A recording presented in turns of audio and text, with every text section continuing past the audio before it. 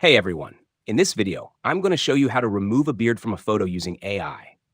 And the best part? It's totally free and super easy. Let's get started. First, open your browser and type Adobe Firefly. Now click on the official website that shows up in the search results.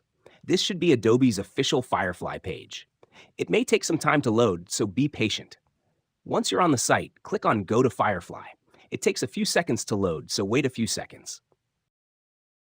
Now click on Image.